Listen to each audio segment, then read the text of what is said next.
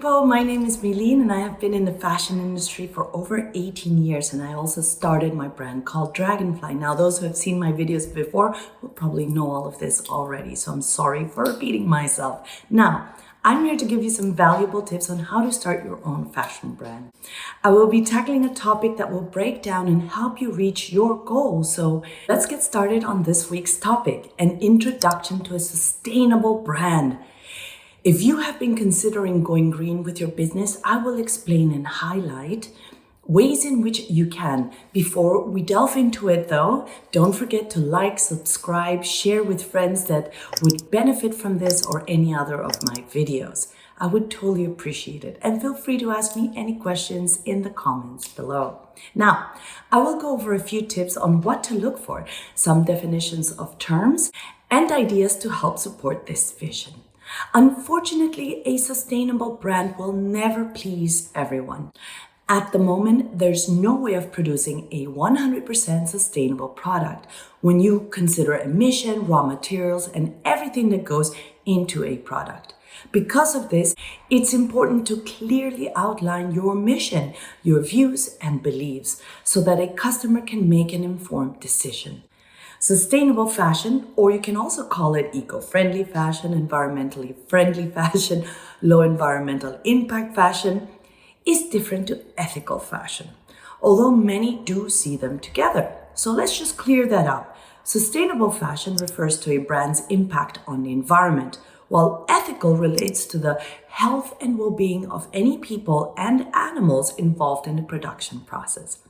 If you wish to do both, that's up to you, but just be as transparent as you can be about all this. Good. So creating an eco-friendly brand involves looking at the business as a whole, from the way you light your office, the way you send and receive goods, and the materials and processes involved in your production.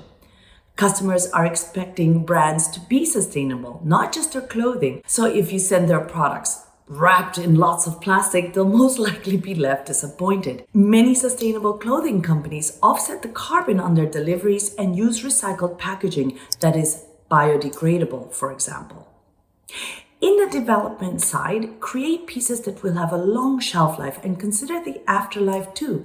Think about what happens to the garment when it's no longer wearable.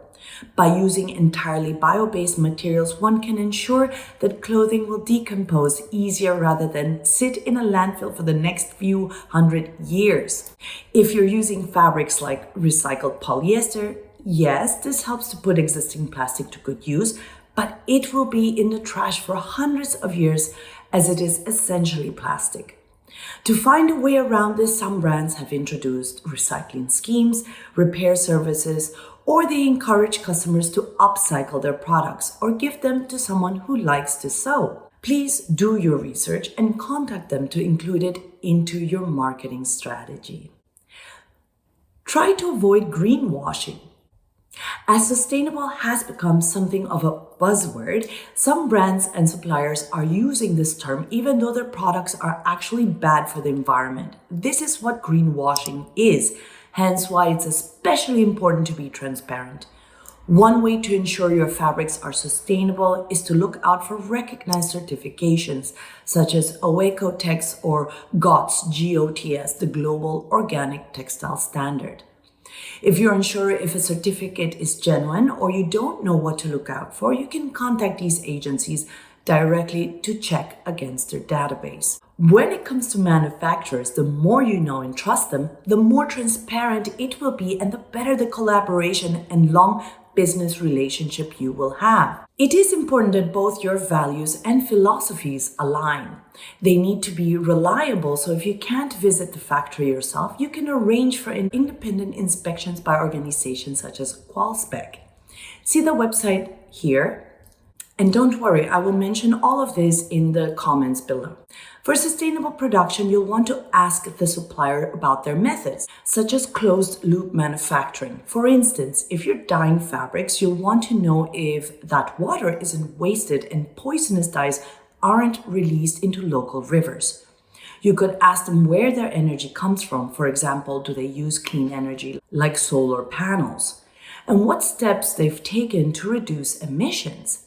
You'll tend to find that people who are passionate about sustainability will be happy to tell you all about their practices, whereas those who aren't will change subjects. Of course, it's always good to do further research and get reviews from other clients. One of the most important things is that you should highlight strong aspects of your brand, aside from particular eco-friendly fabrics, dyeing techniques, or ethical practices. Think about featuring any nonprofit your brand supports and organizations you may be helping with. This shouldn't go unnoticed. Okay, well, for today, let's finish right here.